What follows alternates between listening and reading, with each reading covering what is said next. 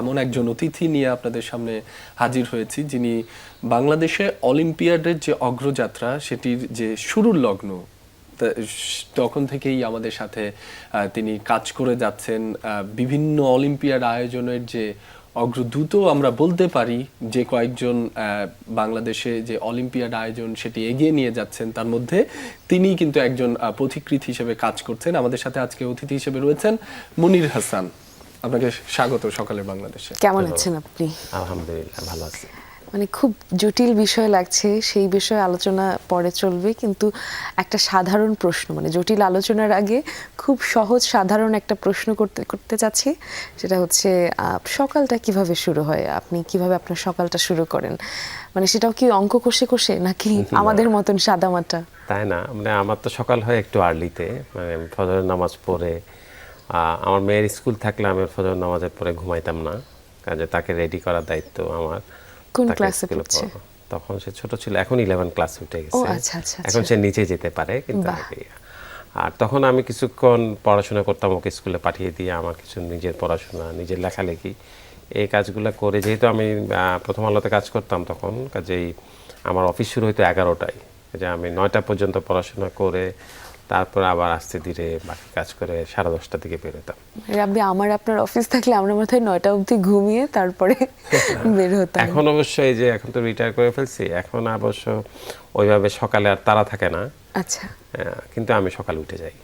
অবসরকালীন এই সময়টা ঠিক কিভাবে সকালটা কাটে? আগের মতোই না, আগের থেকে একটু ডিফারেন্ট। এখন আমি ইচ্ছে করলে একটু গড়াইয়া নেই।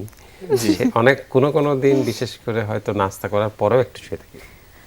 বাহ, অত তো তাড়া নাই, কিন্তু এখন তো একটু বয়স হয়েছে, এটা একটা কারণ হয়তো। হ্যাঁ, হতে পারে। আপনাকে যেহেতু পেয়েছি আমরা, গেল 2 দশক ধরে বাংলাদেশে যে অলিম্পিয়াডের যে অগ্রযাত্রা বা যাত্রা যেটি সেটি চলছে, তার সঙ্গে আপনি ওতপ্রোতভাবে জড়িত। বিভিন্ন ধরনের অলিম্পিয়াডের যে আয়োজন সেটির সঙ্গেও জড়িত, একেবারে শুরুর দিকের গণিত অলিম্পিয়াড থেকে শুরু করে জুনিয়র সায়েন্স অলিম্পিয়াড, বা এখন যে এআই অলিম্পিয়াডেরও যে আয়োজন হচ্ছে বা সামনে আরো হবে, সেগুলোর সাথেও আপনি যুক্ত আছেন।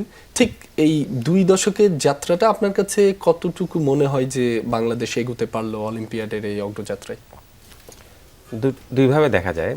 একটা হলো ধরেন আপনার আন্তর্জাতিক পরিমণ্ডলে আমাদেরকে এখন চিনে, জি, ঠিক আছে। যেমন আমি সর্বশেষ বলি যে এখন 2024 সালে শুরু হলো এআই অলিম্পিয়াড। তো অন্যান্য বার কি হয়, আমরাই যোগাযোগ করি আয়োজকদের সাথে, আমরা অংশ নিতে চাই। আমরা ওবার কিন্তু ওরাই যোগাযোগ করলো। 2024 সালে ওরা বললো যে আমরা এরকম 25টা দেশ মিলে শুরু করছি, আমরা চাই যে বাংলাদেশও এটার পার্ট হোক, সেজন্য আমাদেরকে তারা যোগাযোগ করছে। সো এটা একটা বড় জিনিস। এবং এআই অলিম্পিয়াডে যখন আমাদের টিম গেল, তখন সবাই খোঁজ নিল যে তোমাদের কি অবস্থা, অন্যান্য অলিম্পিয়াডে কেমন করতেছো। এটা একটা বড় জায়গা। দ্বিতীয় জায়গাটা আমরা দেখতে পারি, সেটা হলো যে অলিম্পিয়াড কিন্তু সব দেশে টপারদেরকে খুঁজে বের করে, কারণ এটা তো একটু অ্যাডভান্স লেভেলে সর্বোচ্চ মেধাবীদের খুঁজে বের করে। এবং তাদেরকে কিন্তু সারা পৃথিবীতে, মানে বিশেষ করে বড় ইউনিভার্সিটিগুলা, এরা কিন্তু খুবই চোখ রাখে যে অলিম্পিয়াডে কি হচ্ছে, কারা ভালো করতেছে এবং তাদেরকে কিভাবে তারা নিতে পারে। আমাদেরকে রেগুলার চিঠি লেখে যে তোমাদের ছেলেমেয়েদেরকে আমাদের কাছে পাঠাও। তো সেগুলো তো মোটামুটি কিন্তু আমাদের ছেলেমেয়েরা খুব ভালো করতেছে। 2009 সাল থেকে ধরেন এমআইটিতে আমরা প্রতি বছর কেউ না কেউ যাই। হ্যাঁ, এবং শুরুর দিকে শুধু ম্যাথ অলিম্পিয়াড থেকে যেত, তারপর ফিজিক্স যুক্ত হলো, তারপর প্রোগ্রামিং কন্টেস্ট যুক্ত হলো। এই বছর আমরা একজনকে পেলাম, এবছর একজনই সুযোগ পেয়েছে, সে হলো জুনিয়র সায়েন্স অলিম্পিয়াড এবং বায়োলজি অলিম্পিয়াড থেকে এসছে। সো অলিম্পিয়াডগুলো কিন্তু এই জায়গাটা ভালো করেছে। হ্যাঁ, এবং এটার কারণ হলো যে স্ট্যাটিস্টিক্যালি যদি দেখেন, আমাদের তো 18 কোটি দেশের লোক, 4 কোটি ছেলে মেয়ে স্কুল কলেজে পড়ে। স্ট্যাটিস্টিক্যালি আমাদের অনেক ভালো ছেলে মেয়ে আছে। কাজ হলো ওদেরকে খুঁজে বের করা, ভালো মেধাদেরকে। এবং সেটা যে আমরা খুব ভালো পারি তা না। এখন যদি আমি একটু বলি যে এই কারণ, যেমন দেখেন 12 ক্লাস পর্যন্ত তো 2 কোটি ছেলে মেয়ে পড়াশোনা করে প্রতি বছর। আমরা সবগুলো অলিম্পিয়াড মিলে 2 লক্ষ ছেলে মেয়েকে বছরে টার্গেট করতে পারি। আচ্ছা, 1%। অনেক কম, মানে এখানে একটু জানবার ছিল, বেশিও কম মনে হচ্ছে না। না, 2 লাখের মতো ছেলে মেয়েকে আমরা টাচ করতে পারি সবগুলো অলিম্পিয়াড মিলে। এখন তো প্রায় 10-12টা অলিম্পিয়াড হয়, প্রায় সব সাবজেক্টের অলিম্পিয়াড আছে। Math, physics, chemistry, biology, informatics, AI, robotics, এরকম সবগুলো, সব। ইংরেজিটা সবচেয়ে পপুলার। ইংরেজিতে গত বছর 93,000 ছিল, ম্যাথে ছিল 72,000-এর মতো। ওকে। সো এই যে সবগুলো মিলে তার মানে আমরা টপ 1%-কে কিন্তু আমরা পাচ্ছি, হ্যাঁ এটা। কিন্তু আরেকটা যেটা হলো যে সেটা কিন্তু ধরেন ম্যাথের বেলায় যেটা হয়েছে, ম্যাথ তো আমাদের সবচেয়ে পুরনো, ম্যাথটা কিন্তু আমরা অনেকভাবে পপুলার করতে পারছি, সারা দেশে এটার একটা সুনাম হয়েছে এবং সারা দেশে এটা নিয়ে একটা আগ্রহ আছে কিন্তু স্কুলগুলোতে। অন্যান্য অলিম্পিয়াডে সেভাবে হয় নাই, অনেকগুলাতে নানান কারণে হয় নাই, অনেকে পারছে অনেকে পারে নাই এইটা।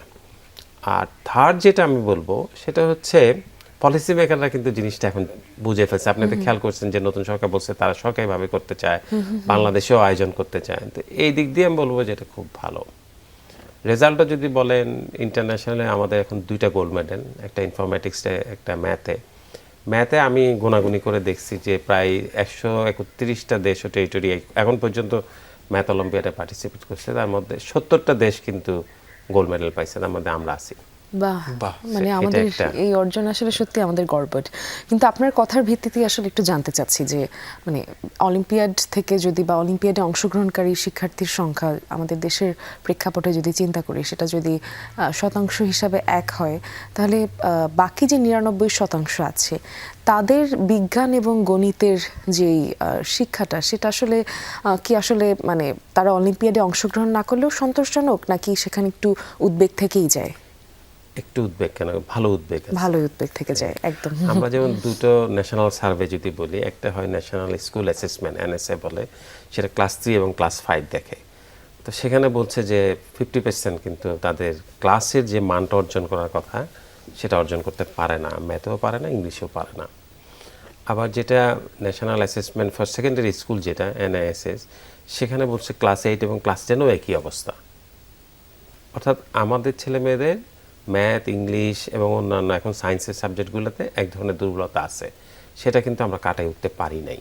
হ্যাঁ, 50%-এর এটা আছে। সো ওই জায়গাগুলোতে হয়তো এখন আমাদেরকে অনেক বেশি চিন্তা ভাবনা করতে হবে। সেই চিন্তা ভাবনার কথা বলছিলেন। একটি বিষয় জানতে চাই, ফার্স্ট ইমপ্রেশন লং লাস্টিং হয়, এটি আমরা সচরাচর শুনে থাকি বা এরকম একটা কোটও আছে। তবে এই যে গণিতের যে বিষয়টা, সেটাতে সাফল্যের কথাও আপনি বলছিলেন। অলিম্পিয়াডের বিষয় মাথায় আসলেই বাংলাদেশের কিন্তু শিক্ষার্থী বলুন বা অভিভাবক বলুন, ওই গণিতের নামটাই মাথায় আসে। সেটিতে যে প্রচার প্রসার বা অর্জন, সেটি অনেকাংশেই বেশি। বর্তমানে যেগুলো নতুন সাবজেক্ট যুক্ত হচ্ছে বা AI আসছে, আগের মতো ঠিক কেন হচ্ছে না? যেহেতু আপনি সেটির সাথে যুক্ত ছিলেন, পার্থক্যটা ঠিক কোন জায়গায় হচ্ছে বলে আপনি মনে করেন? ডিস্ট্রাকশন, ওকে, প্রথম হলো ডিস্ট্রাকশন। আমরা যখন গণিত অলিম্পিয়াড শুরু করি তখন সোশ্যাল মিডিয়া ছিল না, আচ্ছা, প্রত্যেকের হাতে মোবাইল ফোন ছিল না, এবং আমাদের সঙ্গে বাংলাদেশের সবচেয়ে বড় পত্রিকাটা ছিল, আছে এখনো, প্রথম জি, আলো। জি। তো কাজে প্রথম আলোর কারণে আমরা খুব অনেক বেশি লোকের কাছে যেতে পারছি, ঠিক আছে। 2 নম্বর হলো আপনি খেয়াল করবেন যে ম্যাথে কিন্তু আমরা সবসময় সারা দেশ থেকে ছেলে মেয়েদেরকে জড়ো করতে পারছি। সেখান থেকে কিন্তু আমাদের ছেলেমেয়েরা করোনার আগে কিন্তু ছেলে মেয়েদের অনেক বেশি সুযোগ ছিল নানান জায়গা থেকে আসা। করোনাতে আমাদের একটা বড় ক্ষতি হয়ে গেছে। করোনার ক্ষতিটা কি? করোনার সময় আসলে ঢাকার বাইরের ছেলেমেয়েরা কিন্তু অনেক বেশি পড়াশোনা করতে পারে না, কারণ তাদের তো ডিভাইস ছিল না, তারা ইন্টারনেটে কাজ করতে পারে না। এই সময় যে একটা বড় ছেদ হয়েছে, সেটা ঢাকার বাইরে অনেক বেশি হয়েছে। ঢাকায় কিন্তু বাবা মারা নানান কিছু করে ছেলে মেয়েদেরকে কোচিং টোচিং করিয়ে তারা কিন্তু আবার তাদের ঢাকার বাইরে ছেলেমেয়েদেরকে নেটওয়ার্কের ব্যবস্থাটাও তো খুব দুর্বল। খুব দুর্বল। এইসব কিছুর কারণে এখন যখন করোনার পরে যখন আমরা ফেরত গেলাম, আমরা তো করোনার সময় অনলাইনে করছি, করোনার পরে যখন আমরা ফেরত গেলাম তখন আমরা দেখলাম যে আমরা ঠিক ওই টিমটা পাচ্ছি না, যেটা আমরা আগে সব সময়। যেমন আমাদের ধরেন ম্যাথ অলিম্পিয়াডে যে প্রথম ব্রোঞ্জ মেডাল যে মেয়েটা পেয়েছে, সে চট্টগ্রাম থেকে আসছে। তারপর আমাদের তারিক আদনান বোন, সে কুষ্টিয়া থেকে আসছে, রাজশাহী থেকে আসছে, বিভিন্ন জায়গা থেকে কিন্তু প্রত্যন্ত আমাদের লোক অঞ্চল আসছে। থেকে সব উঠে হ্যাঁ, এবং ধরেন 2019 সালে যে ছেলেটা আপনার প্রোগ্রামিং কন্টেস্ট থেকে MIT-তে গেল, সে চাঁদপুরের ছেলে, ঠিক আছে। এখন কিন্তু সেটা হচ্ছে না, এটা হচ্ছে না। এটার কারণ হলো যে কনফাইন হয়ে এখন গেছে, সব ঢাকা কেন্দ্রিকই দেখা ঢাকা যায়। কেন্দ্রিক হয়ে গেছি। আরেকটা জিনিস হয়তো মানে আরেকটু আমি বলবো যে এর মধ্যে কিন্তু করোনার সময় কিন্তু আমরা বাচ্চাদেরকে মোবাইল ফোন দিয়ে দিছি, স্মার্টফোন দিয়ে দিছি, ল্যাপটপ দিয়ে দিছি। এখন তার ওদের কাছে ফেরত নেওয়া যাচ্ছে না, কাটানোর জন্য একদম। তারপর কিন্তু ডিস্ট্রাক্টেড হয়ে যাচ্ছে একটা বাচ্চা। হ্যাঁ, যেমন আমি যেমন মাঝে মধ্যে চিন্তা করি যে আমার ছেলে মেয়েরা ওরা কিভাবে চিন্তা করে আর আমরা কিভাবে চিন্তা করি। আমাদের সময় তো আমাদের ক্লাসে একটা কম্পিটিশন হইতো, আমাদের স্যার কিন্তু এসে কোনো দিন বলতেন যে আজকে এই অঙ্কটা কে পারবা। আমি এখন দেখি যে এটা হলো স্যারের একটা এনগেজমেন্ট টোন ছিল, কিন্তু এবং আমি চট্টগ্রাম মুসলিম হাই স্কুলে পড়ছি, আমাদের একজন স্যার ছিলেন, অঙ্ক পারলে উনি আমাদেরকে পরোটা দিয়ে চা খাওয়াইতেন, ও বাহ, ঠিক আছে, এবং আমাদের ওই লোভে আমরা কিন্তু খুবই অঙ্ক করতাম। এখন আমি দেখি যে এটা হলো স্যারের একটা এনগেজমেন্ট পদ্ধতি ছিল, নানান কিছু কম্পিটিশন, উনি কিন্তু কোনোদিন নিজে বোর্ডে কোনো অঙ্ক করতেন না, আমার শুনে আমাদেরকে দিয়ে করতো। শুনে খুশিও লাগছে, আফসোসও হচ্ছে। মানে পরোটা দিয়ে চা খাওয়াটা আমার খুব পছন্দের, কিন্তু আমি আবার অঙ্কে মানে মানে এসএসসি পর্যন্ত অঙ্কে খুব ভালো ছিলাম। ইন্টারমিডিয়েটে ওঠার পর থেকে হায়ার ম্যাথ আমার কাছে খুবই ভয়ঙ্কর একটা ব্যাপার হয়ে যায়। মানে তো আমাকে আসলে আমার এই সুযোগটা মিস হয়ে যেত আসলে। এটা যে শুধু যে যে আপনার বেলায় তা না, মানে আমাদের দেশে আমরা ম্যাথমেটিক্স যেভাবে পড়াই, হ্যাঁ, সেটার মধ্যে একটা ঝামেলা আছে। খুব সহজ জিনিস আমি একটা বলি, এখানে দুটো কাপ আছে না, দুটো মগ আছে, একদম, একটা মগের পাশে একটা মগ রাখলে আপনি কি বলবেন? দুইটা মগ দুটো বলবেন। মগ আছে, একটা একের পাশে একটা এক রাখলে আপনি কি বলবেন? দুই। না, 11 বলবেন তো। ও একটা একের পাশে একটা, হ্যাঁ 11। এই যে একটা মানে সংখ্যার যে দুটো ভ্যালু, হ্যাঁ, একটা হলো কোথায় বসাইলাম তার একটা ভ্যালু, আর নিজের একটা ভ্যালু, এটা আমাদের দেশে আমরা ঠিক মতো পড়াইতে পারি না, এবং এটা একটা বড় সমস্যা। ক্যালকুলাসটা আসলে ইন্টারমিডিয়েট পর্যায়ে খুবই ভীতি তৈরি করে, ওই না, ওই আসলে নিচের থেকে বুঝতে শুরু না হয়, পারার জন্য। হ্যাঁ, নিচের থেকে শুরু হয়, তারপর যখন হয় কি, যেমন আমি যেমন এখন অনেক গভীরভাবে দেখি যে প্রাইমারি লেভেলে যদি ভাগ অঙ্কটা না পারে, ভাগ যদি সে না বুঝে, তাহলে কি হবে? সে অনুপাত সমানুপাত পারবে না, সে সদৃশগণের ত্রিভুজ বুঝবে না, মানে ওখান থেকে কিন্তু সামান্য ভাগ অঙ্ক থেকে গিয়ে তার জ্যামিতি টেমিতি কিন্তু আওলায় গেল, বেসিকটাই মিসিং হয়ে গেল। এবং এখানে কিন্তু আমরা খুব বেশি জোর দেই না, আমরা যেটা করি না সেটা হচ্ছে ফার্স্ট প্রিন্সিপাল থেকে শেখানো। জ্যামিতির বেলায় বলি, আমরা যেভাবে জ্যামিতিটা শিখি সেটা হলো আমাদেরকে কিছু থিওরেম শেখানো হয়, ত্রিভুজের 3 কোণের সমষ্টি 2 সমকোণ, ঠিক আছে, আমরা এটা মুখস্থ করে ফেলি, অথবা কিভাবে প্রমাণ করতে হবে সেটা। আমি বিভিন্ন স্কুলে গিয়ে প্রমাণটাও কিন্তু আমরা মুখস্থ করে করে আগাই বোঝার কারণ থেকে। আমাদের ক্লাসে তো বলে না যে আমি কেন এই প্রমাণটা করার জন্য আমাকে একটা সমান্তরাল সরল রেখা আঁকতে হয়। কোনোদিন কিন্তু আমি স্মরণ করার চেষ্টা করছি, আমাদের ক্লাসে আমার কিন্তু দুর্দান্ত টিচার ছিল, একটু আগে বললাম, ওনারাও কোনোদিন আমাদেরকে বলেন নাই যে সমান্তরাল সরল রেখা আমি কেন আঁকবো। আমরা সব এবং এখন তো স্কুলে বলে যে এটা আঁকতে হবে,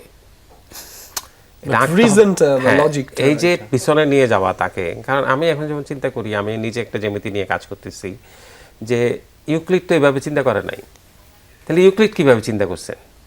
উনি নিশ্চয়ই কোনো না কোনো লজিক দিয়ে চিন্তা করছেন, সেইভাবে চিন্তা করলে তাহলে সেটা যদি হয়, উনি যদি 5টা স্বীকার্য আর কয়েকটা সাধারণ জিনিস, যে আমার হাইট আর ও তো আমার থেকে লম্বা, আমার হাইট আর তোমার হাইট যদি সমান হয়, এবং তৃতীয় একজন যদি আমাদের দেখো না একজনের হাইটের সমান হয়, তাহলে আমরা 3 জনই সমান হাইটের। এই যে এটা তো একটা সাধারণ জিনিস, যে এ যদি বি এর সমান হয়, বি যদি সি এর সমান হয়, এ হচ্ছে সি।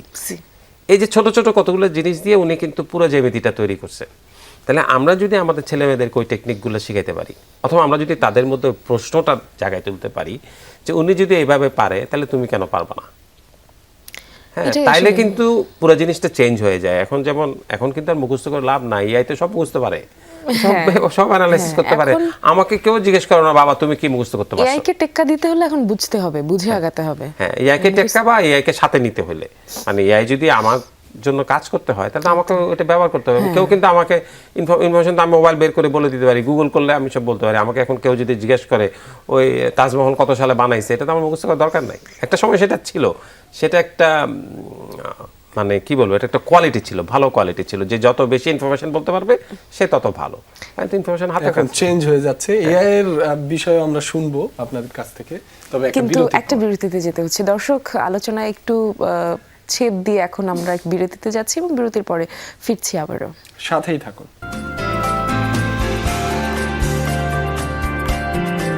দর্শক, বিরতির পরে আবারও আমন্ত্রণ সকালের বাংলাদেশে। আপনাদের সাথে আছি আমি মিমি, আছেন রাব্বি, মাসুম রাব্বি, এবং সেই সাথে আমাদের সাথে একজন অতিথি রয়েছেন, যিনি অলিম্পিয়াডের যে দীর্ঘ যাত্রা তার একজন পথিকৃৎ, এবং বাংলাদেশের ওপেন সোর্স নেটওয়ার্ক ও বিজ্ঞান জনপ্রিয়করণ সমিতির সভাপতি।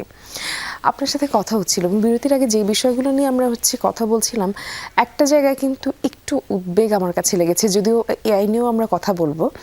একটা জায়গায় উদ্বেগের বিষয়, সেটা হচ্ছে করোনার পর থেকে অলিম্পিয়াডে অংশগ্রহণকারী, ঢাকার বাইরের অংশগ্রহণকারীর সংখ্যা বা বিজেতার সংখ্যা একটু কমে গিয়েছে। সেইখানটার উদ্বেগের জায়গা থেকে যদি বলি, আর একটা বিষয়কে রিলেট করে, যে অনেকেই দেখা যায় যে সিলেবাস সংক্ষিপ্ত হয়ে যাওয়ার কারণে কোনো ধরনের প্রতিযোগিতামূলক পরীক্ষা, সেটা ইউনিভার্সিটির পরীক্ষা হোক বা যে কিছুই হোক, তাদের একটা মধ্যে ভীতি তৈরি হয়ে গেছে, বা এই যে অলিম্পিয়াডের কথাই যদি বলি না কেন, মানে একটা ভীতি তৈরি হয়ে গেছে যে আমি হয়তো পারবো না, বা মানে ওই যে সংক্ষিপ্ত সিলেবাসের জন্য হোক বা পড়াশোনায় কিছুটা হলেও একটা মানে কি বলবো পড়েছে। একদম, হ্যাঁ। তো ওইটার জন্য আর কি তাদের এখন উত্তরণের উপায়টা কি হবে ওই জেনারেশনটার, বা ওই সময় যারা পড়াশোনা করেছে? সহজ রাস্তা, টেবিলে ফিরতে হবে, পড়ার টেবিলে ফিরতে হবে, এটা হলো প্রথম কাজ। হ্যাঁ, এখন কথা হলো এখন তো অনেক সহজ হয়ে গেছে, এই যে এআই কথাই বলি বা পড়াশোনা অন্যান্য সেগুলো ব্যবহার করে হলেও মানে যাদের পক্ষে সম্ভব তারা অবশ্যই ইয়া ব্যবহার করবে। সেক্ষেত্রে আপনি ফোনের কথাও বলেছিলেন যে তখন অনেকেই ফোনের সাথে কানেক্টেড হয়ে গিয়েছে, ডিভাইস হাতে চলে এসেছে। এই ফোনকেই কিভাবে হচ্ছে মানে পড়াশোনায় ফেরার জন্য ফোনকেই কিভাবে ইউজেবল করা যায়, বা তাদের ওই দেখা যায় অন্যান্য কোনো কিছু দেখার থেকে নিজেকে কিভাবে মোটিভেট করতে পারবে তারা? দুটো জিনিস একটু ঝামেলার। একটা হলো যে ইউটিউবকে কিন্তু এখন ইউটিউব ইউনিভার্সিটি বলে, অনেক ধরনের কন্টেন্ট আছে, অনেক কিছু ম্যাথ বলেন, সায়েন্স বলেন, সবই কিন্তু দারুণ সব জিনিস ওখানে আছে। মুশকিল হচ্ছে ডিস্ট্রাকশনটা, ওই যে মনটাকে তৈরি করা যে আমি এই 1 ঘন্টা শুধু পড়াশোনা করব। ঠিক আছে, ইউটিউব দেখার সময় মাঝখানে একটা বিজ্ঞাপন আসবে, সেখানে ক্লিক করতে ইচ্ছে করবে, সেটা ক্লিক করে আমি গানে চলে যাব, নাচে চলে যাব। রিলস মানে এত শর্ট রিলস, এটা তো আমাদের ধৈর্য শক্তি আরো কমিয়ে দিয়েছে। এটার থেকে তাকে কিভাবে করতে পারে, এটার একটা বড় উপায় হলো ওকে একটু কনসেন্ট্রেশন করতে শেখানো, নাইলে কিন্তু প্রবলেম সলভ করতে পারবে না। আমাদের তো আসলে প্রবলেম সলভার দরকার। হ্যাঁ, এটা করার একটা উপায় হলো আমরা যদি ছাত্রদেরকে একটু ট্রেন করতে পারতাম ঠিক মতো, মানে ক্লাসে যদি সে হয়তো, যেমন ধরেন এখন কিন্তু আমরা খুব জানি যে লিখতে হবে, মানে আমি যখন টাইপ করি তখন আমার মাথা, আমার শরীর যেভাবে, আমার পুরো অর্গানগুলো যেভাবে কাজ করে, লিখলে কিন্তু তার চেয়ে অনেক বেশি করে। এবং লেখা কিন্তু আমরা 5,500 বছরে শিখছি, জাস্ট ছেড়ে দিলে কিন্তু ওই যে 5,500 বছরের যে এক্সপেরিয়েন্স সেটা কিন্তু আর থাকবে না। সেজন্য সারা পৃথিবীতে কিন্তু এই কাজটা করতেছে। কেউ কিন্তু বলছে না যে তুমি এআইকে বাদ দাও, ঠিক আছে তুমি হোমওয়ার্ক এআই দিয়ে করে নিয়ে আসো, কিচ্ছু যায় আসে না, কিন্তু হোমওয়ার্কটা তুমি আমাকে বুঝাই দাও, অথবা তুমি ক্লাসে এসে নতুন একটা ভেরিয়েশন করো। হ্যাঁ, তুমি একটা অঙ্ক করে আসছো, সেটা একটা ভেরিয়েশন তুমি ক্লাসে করো। এগুলো তাকে চিন্তা করতে শেখাবে, এবং চিন্তার মধ্যে যদি সে ঢুকে তাইলে কিন্তু সে অনেকখানি কাজ করতে পারবে। আরেকটা জিনিসও আমি খুব লক্ষ্য করি, সেটা হচ্ছে স্কুল কলেজ, অনেকগুলো স্কুল কলেজ এবং ইউনিভার্সিটিগুলো শুধু পড়াশোনা কেন্দ্রিক হয়ে গেছে। এটা খুব খারাপ কিন্তু, তাই না? আমি এবার খুব মনোযোগ দিয়ে ইলেকশনগুলো খেয়াল করছি, ইউনিভার্সিটি ইলেকশনগুলো, সবগুলো অনেকগুলো ইউনিভার্সিটি ইলেকশন হলো না, একটা কোনো ইউনিভার্সিটিতে আমি কিন্তু দেখি নাই যে একটা ফানি প্যানেল হয়েছে, এটা হয় নাই। ফান বলে কোনো জিনিস ইলেকশনে ছিল না, আমাদের সময় তো এটা ছিল। আমি তো ইলেকশন করছি, বুয়েটে ইলেকশন করছি, জিতছি। হ্যাঁ, আবার ধরেন আমি যখন 4th ইয়ারে, তখন তার পলিটিক্স করি না বা করি না, তখন আমরা একটা প্যানেল করলাম। আমাদের একজন সিনিয়র ভাই ছিল অনেক বছর ধরে, বদরুল ভাই, ওনাকে আমরা খাদ্য সম্পাদক পদে দাঁড় করাই দিলাম। উনি আমাদের হলে দাঁড়ালেন, কিন্তু ওনাকে নিয়ে আমরা মিছিল করতাম পুরো ক্যাম্পাসে। ঠিক আছে, এটা একটা ফান, একটা বড় কমিটি হলো, এই জিনিসগুলো কিন্তু আমি দেখি নাই। তার মানে ছেলে মেয়েদেরকে আমরা খুবই বলতেছি তুমি সারাক্ষণই খেলে পড়াশোনার মধ্যে থাকো, সারাক্ষণই তুমি একটা স্কিল ডেভেলপ করো, সিরিয়াসনেসের মধ্যে আমরা এখন বেশি ঢুকে। এটা তো হবে না। আপনি যদি এটাকে গুছাইতে না পারেন, এটা যদি ছড়িয়ে দিতে না পারেন, সে যদি আনন্দ না পায়, সে পড়ালেখাও করবে না, অন্য কিছুও করবে না, তার কোনো কিছুই হবে না। এই জায়গাটাও আমার কাছে খুব আতঙ্কজনক মনে হয়েছে যে একটা স্কুলের বাচ্চা, সে হেঁটে হেঁটে স্কুলে যাওয়ার সময় দেখবে না, আমি যে চট্টগ্রামে পড়ছি মুসলিম হাই স্কুলে, আন্দরকিল্লা থেকে বাসায় যাওয়ার পথে 3টা সিনেমা হল পড়তো, সিনেমা প্যালেস, খুরশিদ মহল, রঙ্গম, 3টা সিনেমা হল, বড় বড় সাইনবোর্ড দেখে আমি বড় হয়েছি। এখন আমি আমার বাচ্চাকে তো গাড়ি করে নিয়ে যাই, নিয়ে গিয়ে নামাই দিয়ে আসি, আবার নিয়ে আসি, ও তো ওই জায়গাটা দেখে না। বা আমি যে স্কুলে যাওয়ার জন্য যে আমরা যে হেঁটে হেঁটে স্কুলে যেতাম, তাই না, এই যে রাস্তার লোকজনের সঙ্গে দেখতাম, সবাই কিন্তু জানতো যে মুসলিম হাই স্কুলের ছেলেরা যাচ্ছে, কলেজের ছেলেরা যাচ্ছে, বা এই যে ভিকারুন্নেসার মেয়েরা যাচ্ছে, এগুলো তো নাই। এগুলো কিন্তু চালু করতে হবে, অনেক বেশি চালু করতে হবে, যে ও যেন মানে সামাজিক যোগাযোগের মানুষ হয় আর কি, সামাজিক মানুষ হয়। যে আপনার সঙ্গে আমার দেখা হয়েছে কবে, ফেসবুকে, হলো না তো।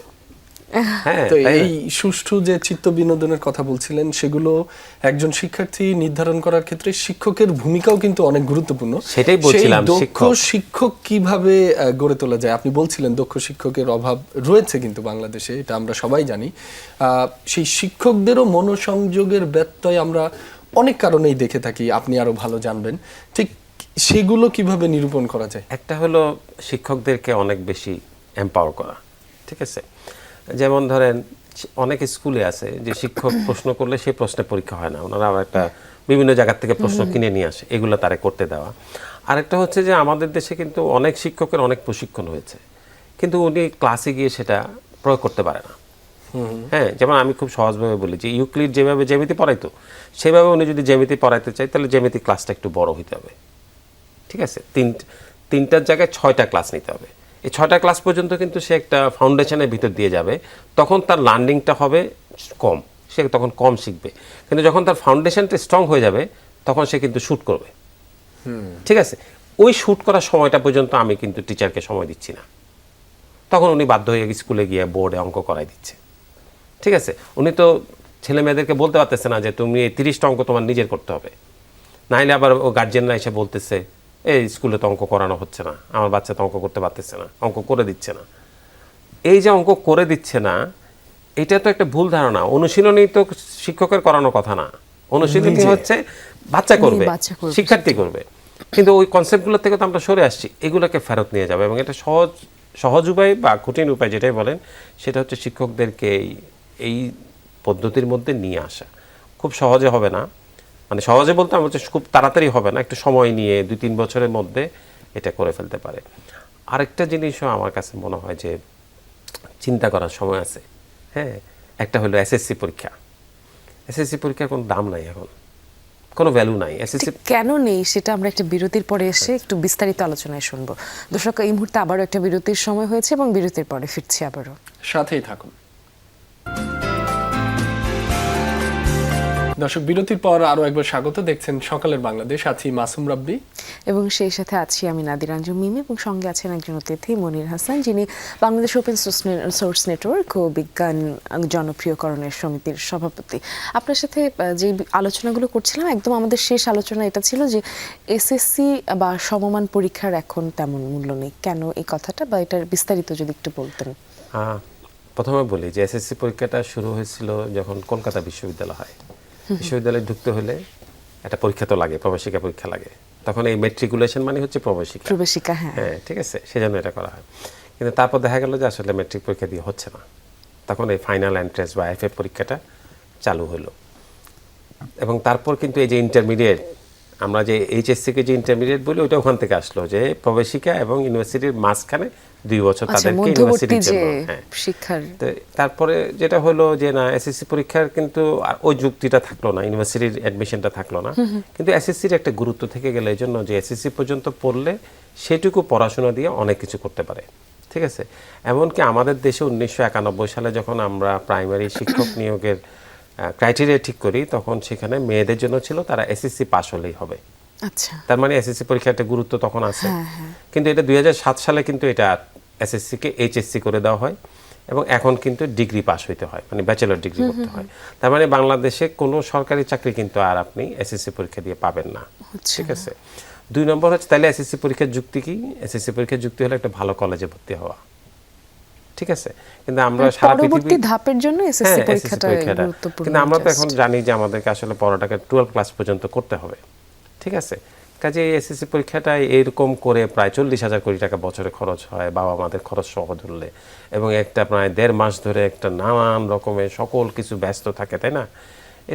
এটা দিয়ে ফাইনাল আউটপুট কি? আউটপুট হলে সে কোন কলেজে ভর্তি হবে, তাই না? তো সেই জন্য আমি বলি যে এটা নিয়ে একটু চিন্তা ভাবনা করা উচিত, তাহলে কিন্তু একটা চাপ কমে যায়। এবং আরও একটা কারণ আছে, আমি বিশেষ করে মেয়েদের বেলায় বলি যে যখন একটা মেয়ে এসএসসি ফেল করে, তখন তার বাবা মা কি করে? বিয়ে দিয়ে দাও, ঠিক আছে? করোনার মধ্যে কিন্তু এটার প্রবণতা আরো বেড়ে গিয়েছে। সো সবকিছু মিলে আমার কাছে মনে হয় যে আমাদের যারা পলিসি মেকার আছে তারা ভাবতে পারে যে এসএসসির মতো এই পরীক্ষা, যেমন আমরা 5 আর 8 পরীক্ষা দিছিলাম, সেটা তো তুলে দিচ্ছি, দেখছি যে এটা দরকার নাই। 8 পরীক্ষা কিন্তু আমাদের মেয়েদের তাড়াতাড়ি বিয়ের একটা বড় কারণ। 8 ফেল করছে, বিয়ে দিয়ে দাও। 10 ফেল করছে, বিয়ে দিয়ে দাও। আমাদের দেশের যে কোনো ভাবে হলো বিয়ে দিয়ে দিলে মনে করে যে বেঁচে গেলাম। সেখান থেকে এই জিনিসগুলো চিন্তা করা উচিত যে এসএসসি পরীক্ষা বা এরকম যে পরীক্ষা, ক্লাসও কি আমরা অনেক পরীক্ষা রাখবো? মানে পৃথিবীর বিভিন্ন দেশে কিন্তু ক্লাস 3 পর্যন্ত পরীক্ষা নাই, আমাদের দেশে আবার এটা ইন্ট্রোডিউস করার চেষ্টা করতেছি আমরা। এগুলো দিয়ে বিশেষ করে মানে অনেক বেশি যদি তাকে আমরা দক্ষ করতে চাই, টিচারকে অনেক বেশি স্বাধীনতা যদি দেই, তাহলে উনি রেডি করতে পারবে, আমার ধারণা আর কি। এই পরিবর্তনের কথা বলছিলেন, হয়তো চিন্তা সামনে আরো আসবে কিভাবে এই পরিবর্তনটা করলে শিক্ষার্থীদের জন্য ভালো হয়, আমাদের দেশের জন্য, শিক্ষা ব্যবস্থার জন্য ভালো হয়। একটু এআই এর বিষয়ে একটু কথা বলতে চাই। আমরা একেবারেই শেষ পর্যায়ে রয়েছি। কৃত্রিম বুদ্ধিমত্তা বা এআই, আর্টিফিশিয়াল ইন্টেলিজেন্স, এটি নিয়ে কিন্তু পুরো বিশ্বজুড়েই আলোচনা, বিশেষ করে বাংলাদেশে বেশি এ কারণ এই সম্পর্কে সঠিক ধারণা বা আসলে কি হতে পারে, কি হতে যাচ্ছে সে সম্পর্কে আপামর যে জনসাধারণ বা শিক্ষার্থী, যারা একেবারে প্রান্তিক জনগোষ্ঠীর শিক্ষার্থী রয়েছে, তাদের জানাশোনার সুযোগ বা উপায় কিছুটা হলেও কম। ঠিক সে জায়গায় এই যে অলিম্পিয়াডে, যে এআই অলিম্পিয়াডের কথা বলছিলেন, এটির সম্পর্কেও খুব যে অনেকেই জানে এমনটা নাও হতে পারে, এই বিষয়ে একটু জানতে চাই। একটা বিষয় হলো, যেমন যে কোনো টেকনোলজি, রোবট, আমরা উত্তরটা 2 মিনিটে নিব যেহেতু আমাদের সময় সংক্ষিপ্ত। হ্যাঁ, আমি বলছি যে এআই অলিম্পিয়াডটা আমরা কেন শুরু করছি, সেটা ওই যে বললাম না, আমাদেরকে ডেকে নিয়ে বললো যে শুরু করো, এবং আমরা দেখলাম যে আমাদের ছেলেমেয়েদেরকে তো ম্যাথ, সায়েন্স এগুলো করে গিয়ে আলটিমেটলি এআই, রোবোটিক্স এগুলো তাদের করতে হবে। সো এআই অলিম্পিয়াডে কি হয়, সারা পৃথিবীর থেকে ছেলেমেয়েরা এসে তারা ওই এআই যে কাজগুলো করে সেরকম প্রবলেম সলভ করে তারা এই ডেটা দিয়ে একটা মডেল বানায়। এটা ল্যাঙ্গুয়েজ প্রসেসিং হতে পারে, এটা একটা কম্পিউটার ভিশন হইতে পারে, এরকম একটা মডেল বানায় সেটার একটা পরীক্ষা তারা দেয়। ইম্পর্টেন্ট হলো যে এখানে দুইটা স্কিল খুব দরকার হয়ে যায়। একটা হচ্ছে প্রবলেম সলভিং, একটা হচ্ছে ডেটা অ্যানালাইসিস। অনেক ডেটার থেকে আমি কিভাবে আসলে সত্যিকারের আমার জন্য দরকারি ডেটাটা বের করে এগিয়ে যেতে পারবো। তো এই স্কিলটা বাংলাদেশে আমি বলবো যে এখনও ওইভাবে সারা দেশে ছড়িয়ে পড়ে নাই। আমরা যেমন এআই অলিম্পিয়াড করছি, তো এখন যেমন এআই অলিম্পিয়াডের রেজিস্ট্রেশন চলছে, যে যারা করতে চায় তারা BDAIO.org ওয়েবসাইটে গিয়ে রেজিস্ট্রেশন করতে পারে। যে কাজটা আসলে আরও বেশি করা দরকার সেটা হচ্ছে যে স্কুলগুলোকে যদি আমরা একটু জায়গায় তুলতে পারতাম, স্কুলগুলোতে যদি এই বিষয়গুলো আলাপ হতো। অনেকে আপনি হয়তো জানেন যে চায়নাতে ওরা বছরে একটা ক্লাস রেখেছে, ক্লাস 1-এর বাচ্চাদের জন্য এআই নিয়ে, তারা 2 ঘন্টা পড়াশোনা করবে। ঠিক আছে, তার মানে এরকম না যে ও তো এআই পণ্ডিত হবে তা না। আমরা একটা হাই স্কুলের ছেলে মেয়েকে এআই পণ্ডিত হতে বলছি না, কিন্তু সে যদি এই কাজগুলো করে তাহলে খুব ভালো করে। এক্সাম্পল হচ্ছে যে আমাদের যে ছেলে মেয়েরা 2004 সালে সৌদি আরবে গিয়ে 4 জনই মেডেল পেয়েছে, 2টা সিলভার 2টা ব্রোঞ্জ মেডেল পেয়েছে, তারা কিন্তু ফিরে এসে আমাদের ঢাকা ইউনিভার্সিটির একজন স্যারের সঙ্গে একটা রিসার্চের কাজ করেছে, এবং সেই রিসার্চটা তারা একটা ইন্টারন্যাশনাল কনফারেন্সে তারা প্রেজেন্ট করে সেখানে একটা পুরস্কারও পেয়েছে, 1,80,000 টাকা। হ্যাঁ, কোন ক্লাস? কিন্তু ওরা ছিল তখন স্কুলে পড়ে। হ্যাঁ, স্কুল থেকে জাস্ট কলেজে উঠছে। তো ওদের জিনিসটা যেটা ছিল, ওই কনফারেন্সটা কিন্তু ইউনিভার্সিটি ছাত্রদের জন্য ছিল। তারপরে ওদেরকে অ্যাকসেপ্ট করছে, এবং ফাইনালি আমি যখন ওদের ভিডিওটা দেখি তখন দেখছি যে ওখানে বলার সময়, পুরস্কার দেওয়ার সময় ওনারা ঘোষণা করছিলেন যে এই পুরস্কারটা তারা পেয়েছে যাদের এই কনফারেন্সে আসার কথা না, কারণ ওরা স্কুলে পড়ে। সো আমাদের দেশের ছেলেমেয়েরা কিন্তু দে প্রুভ ইট যে তারা এটা করতে পারে, তাদের জন্য সেই সুযোগগুলো তৈরি করে দেওয়া। তো এআই অলিম্পিয়াডটা আমরা এই বছর, গত 2 বছরে আমরা ঢাকা কেন্দ্রিক ছিলাম। এই বছর আমরা আরো 4টা বিভাগীয় শহরে যাচ্ছি, এবং আমি আশা করছি আমরা যাচ্ছি হলো ঢাকা, চট্টগ্রাম, রাজশাহী, খুলনা, এই 4টা জায়গায় আমরা বিভাগীয় আয়োজন করে তারপর ঢাকা করব। আর আমি আশাবাদী যে আগামী বছর এটা হয়তো আমরা আরেকটু বড় করতে পারবো সবগুলো বিভাগীয় শহরে, এবং আরও আমরা একটা ছোট কাজও করছি এর মধ্যে, যে বিভিন্ন ইউনিভার্সিটির সঙ্গে, 10টা ইউনিভার্সিটির সঙ্গে আমরা চেষ্টা করছি যে ইউনিভার্সিটির ফাইনাল ইয়ারের ছেলেমেয়েরা যেন হাই স্কুলের ছেলেমেয়েদেরকে এআই এবং রোবোটিক্স শেখানো পারে, তাদেরকে সাহায্য করে, সেজন্য 10টা সেন্টার করার চেষ্টা করছি। সেটা হয়তো আমাদের একটা কাজে লাগবে। মনির হাসান, আপনাকে অসংখ্য ধন্যবাদ। আপনি আমাদের সাথে আমাদের এই আলোচনাকে সমৃদ্ধ করেছেন, এবং অনেকেই যারা অলিম্পিয়াডে আগ্রহী বা আজকে আপনার আলোচনা শুনে নতুন করে আগ্রহ তাদের বাড়বে বা তৈরি হবে, তো তারাও অনেক কিছু জানতে পারলো, সেই সাথে আমরা অনেক কিছু জানলাম, আমাদের দর্শকরাও এই বিষয়ে অনেক কিছু জানলো। আপনাকে অনেক ধন্যবাদ আমাদের সময় দেওয়ার জন্য। ধন্যবাদ আপনাদেরকেও। দর্শক, আলোচনায় একেবারে শেষ প্রান্তে, এবার বিদায় নেওয়ার পালা। ভালো থাকবেন আপনারা, শুভ সকাল। সুস্থ থাকুন, নিরাপদে থাকুন।